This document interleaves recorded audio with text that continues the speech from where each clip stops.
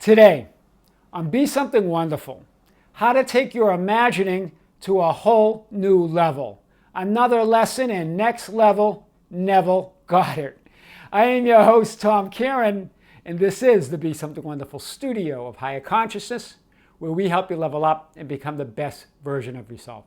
Creators, welcome back. I heard from one of you who said, Tom, I have some questions on my imaginal scene or my imaginal act. What is this? And then they told me about a scene that they're imagining. Is this a proper scene, or what else should I imagine, or how should I imagine it? What should the scene look like? And because still nothing's happening between me and my SP, and it just seems like it just seems like she's getting further away from me. And I just wondering if you could talk about that. Well, guys, we're going to talk about this today and more. Here's what I want to start with, and I've said this before, but I really want to say it like I've never said it. The imaginal scene, the details of the imaginal scene don't really matter. What the power, the potency is in what the scene implies, right? It implies that your wish is already fulfilled. It implies fulfillment. That's where the power is. The scene is not what's keeping your desire from you. Right? It's implication. It's the feeling of fulfillment that it conjures. So I really want to unpack this. And here's what I want to say.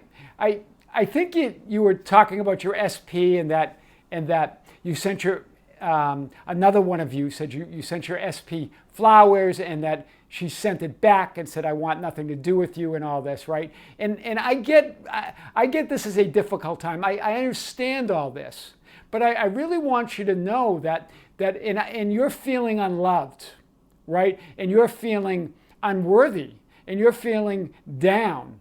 But that can't get you to fulfillment. I really want to hit this like I've never hit it before. And God's not ignoring you. And I think one of you mentioned, well, if God is love, then how can God let this happen to me? God's not letting this happen to you. I really want to unpack this like we've never talked about it before. Here's what I want you from here on out. I want you to think of imagining your wish fulfilled, your imaginal act. Think of it as that it's about giving yourself your desire. You're not receiving it from some outside force. It's that God within you. You're giving yourself that desire, that higher you, that dimensionally larger you. And then when you give yourself that desire, when you give yourself that, you're feeling gratitude and love for yourself within you, right? That's the feeling of fulfillment.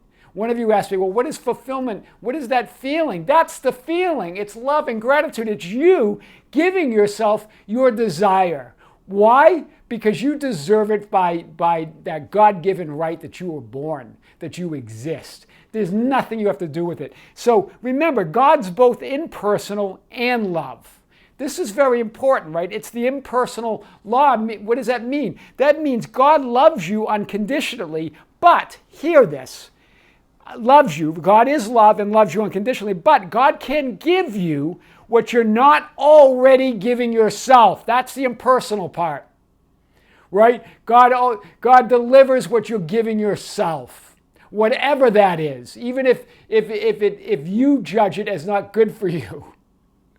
Do you hear this? So if you're not loving yourself, if you're not giving yourself love, if you're not giving yourself that desire, because really, being with your SP, the desire is the fulfillment of feeling love, of feeling wanted, of feeling whole. That's really what you're going for. It's not the thing, it's the fulfillment, right? God can't give you what you're not giving yourself. God loves you, adores you unconditionally. There are no conditions. There's nothing you can do ever to fall out of God's favor. But the law is also impersonal that within God that it works. And so God can't give you what you're not already giving yourself, right? The details of the imaginal scene or act aren't important. What's important is what it implies. It implies wish fulfilled. It implies that feeling of gratitude and love because you're giving yourself your desire. Let's really unpack this today. That's how I wanted to start it. So what's the key here? How can we get you over this hump? Well, put your inner imaginal attention on the context, not the content. Right? We're so focused on the thing or the desire. We're focused on that content as opposed to the context of fulfillment. What's fulfillment? It's love and gratitude. Focus on love and gratitude. Focus on the context of which the context of having your desire within that context, as opposed to focusing in and zero in on the desire. Why? When you focus on the desire, when you focus on the contents, you feel the lack of it. Right? Remember, you wouldn't be able to desire. You wouldn't be longing for it if you already had it. Right? When you desire it, it means there's a dimensionally larger you, an alternative reality living that out. And you feel separated from that higher you. You feel separated from your desire. You feel separated from that higher you or that larger you that's living it out. So that's fulfillment. It's that gratitude, right? It's not the contents. The contents is the desire. The contents is the imaginal scene. So you're so zeroed in on what that imaginal scene should look like that you're forgetting the context that is what matters. It's what the scene implies. It's what the desire, having the desire, implies. That's the context. Once you move from that, things will get moving fast. I promise you, right? Remember, this is what Neville Goddard said about the imaginal act. For its potency is not in the scene itself, but what the scene implies. Beautifully said by Neville Goddard, right? What does it imply? Fulfillment. What's fulfillment? Gratitude and love, right? Remember, you're thanking God, you're thanking yourself for giving yourself that desire, for knowing that it's your higher self that you're blending with, that you're becoming one with. Let's unpack this a little bit more. So, consciousness of the thing desired or the feeling of having it all or being it. That's what that context is. The context is the consciousness of the thing desired, feeling the having of it or the being of it. The contents is the desire itself, right? And this is what Neville continues to say. There's only one way you can command the things you want, and that is by assuming the consciousness of the things desired. Hear this. What is that? Assuming the context, not the content. Right? You're focused on the content. It's about the context. It's about living in that consciousness, assuming that consciousness of those things desired, right? A desire is an awareness of something we lack. That's what Neville says, right? So if you're focused on this, on the contents, on the desire, you have an awareness of something you lack, right? So the only way you can command it, the only way you can have it, the only way you can have your SP is that all the things you want is by assuming the consciousness of the things desired, assuming the fulfillment of it. Let's unpack this a little bit more. When you put your attention on the desire, the content, versus the desired end, the context, right? The desired end is the context. The beginning is the end, right? You make imagining a process of effort. When you're focused on the content, when you're focused on the desire, when you're focused on what the imaginal act should look like, you're focused on the process of effort. You're trying to make something happen. Do you hear this? Here's what Neville says. Once we think in terms of influence, rather than of clarity of the end, the effort of imagination becomes an effort of will. Wow. So let's unpack what Neville's saying here. Once you think in terms of influence, or in other words, in terms of influence the content, the desire, you're thinking about the desire, you're thinking about influencing that, rather than the clarity of the end, living in the desired end, living in the context of what you want, the fulfillment, the effort of imagination becomes an effort of will. Wow, that's powerful, right? Thinking of, there's a big difference, guys. Thinking of versus thinking from, which we've talked about many times. Thinking of versus implies lack in fulfillment. That implies you're focused on the content. Thinking from implies fulfillment. that implies that you're now focused on the context, on the fulfillment, on it. It's already yours. That's big. Let's unpack this a little bit more. What you desire to hear without, you must hear within. Become one who hears only that which implies the fulfillment of his desire. Neville Goddard saying it, hitting us again with this, right? What you desire to hear without, you must hear within. Become one who hears only that which implies the fulfillment of desire. That inner speech, or what you hear, or even what you see, which we're going to get to in a minute, should only be in the context of your wish fulfilled, in the context of already having it. Not focused on the content of not having your desire, right? Make your inner speech match your wish, your fulfilled desire. Neville Goddard, right? See all people, this is big. See all people, events, circumstances, and outcomes in 3D world as the bridge of incidents leading you to the full outer manifestation. Wow. See all the people. Think of all the people you see in 3D every day. Think of them all in the context of fulfillment, not looking at the content of what you don't have. Wow. Right? Because that is the bridge. You build the bridge. Right? When you do, they will be. You are the 3D world. Receive and perceive all outcomes as your wish fulfilled, and the 3D world will mirror. The 3D world mirror must reflect that. The 3D world and the mirror must reflect that. Right? See everything as the bridge leading you to your full outer manifestation. See everything as the bridge of incidents. When you do, they will be. And you are the 3D world. Receive and perceive all outcomes as your wish fulfilled. And the 3D world, in the mirror, the world mirror, the reality mirror, must reflect that. That is big. So let's unpack it a little bit more. Normally, the 3D self, as the 3D self, right? As the 3D self, normally as the 3D self, you see all events and outcomes in the context of non-fulfillment. You see it in the context of non-fulfillment as versus the context of fulfillment. Why do you see it in the context of non-fulfillment? Because you're looking for physical evidence of the content of your desire. You're looking in the 3D world for evidence of that desire. And that puts you in a context of non-fulfillment.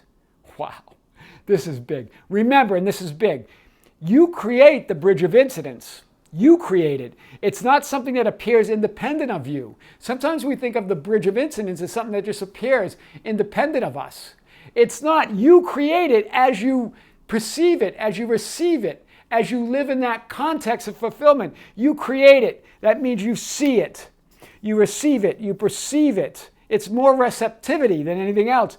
You see everything in 3D as it. Wow. Do you hear this? You see everything in the 3D reality as that bridge. But hear this, you're seeing it as that reality. As you are that, right? You are looking as reality, not at reality. So let's hit this again. So it's not something that happens outside of you, the bridge of incidents. You create it, you see it, you receive it, you perceive it when you see everything in 3D as the bridge of incidents. Why can you do that? Why can you see everything as the bridge of incidents? Because you're looking at as reality, not at reality. Wow. Guys, I'll let that one soak in for a little bit. Here's an example. Here's a visual which I like to give. Here is you looking at reality, looking at non-fulfillment, looking at your desire. Here it is, that you're looking at the content. You're focused on that. Here, you're looking as the bridge of incidents, as the content, as fulfillment. Do you see that? You become it. You're now you're context focused versus content focused. Wow, that's big. Let's unpack this a little bit more. Begin at the end and stay there. That is the message. Begin at the end. Begin at fulfillment. Begin at what that scene implies and stay there. That's the context of fulfillment. What is fulfillment? Gratitude and love. Stay there, right? Send your intention, your prayer or wish fulfilled, right? Send your intention out, right? to that dimensionally larger you, your inner being or your soul, while feeling its fulfillment as your inner reality. Then let go of the attachment to outcomes. It's as easy as that. You send it out, you feel the fulfillment as an inner reality, and then you let go of the attachment to any outcome in the outer world.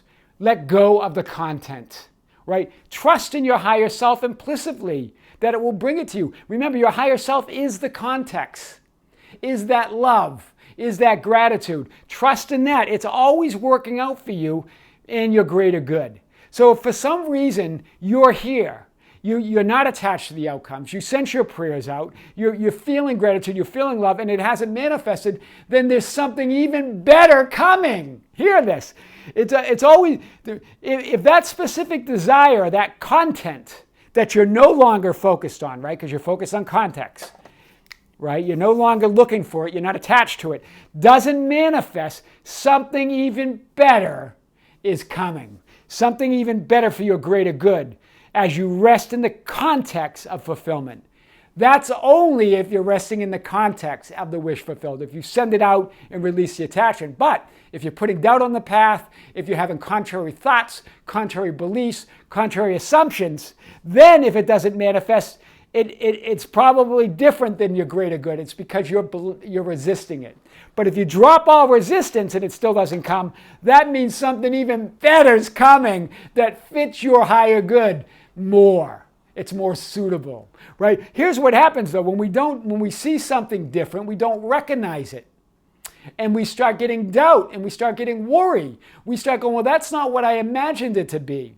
That's not the content that I wanted or that I thought I wanted. Where in the meantime, that content is better than what you were imagining. You're just not seeing it. You're perceiving it as not fitting your script, your preconceived notions. And that leads you down a path of non-fulfillment. Wow, that's big. So, just a little bit more. It's about being the version of yourself that's already experiencing that reality. That's what it all gets down to, right? Here's the old you.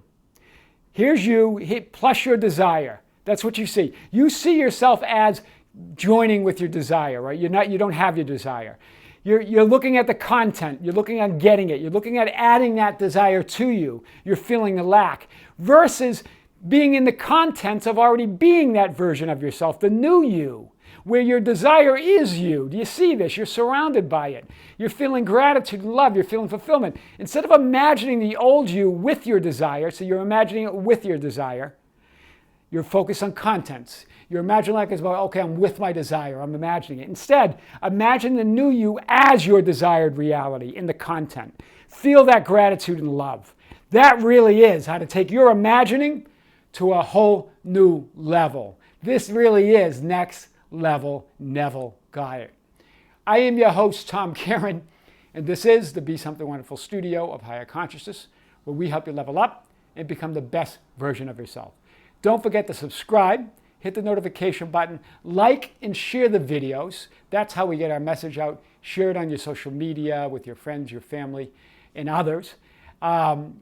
Follow us on Facebook at Be Something Wonderful, on Instagram and Twitter at Tom Karen.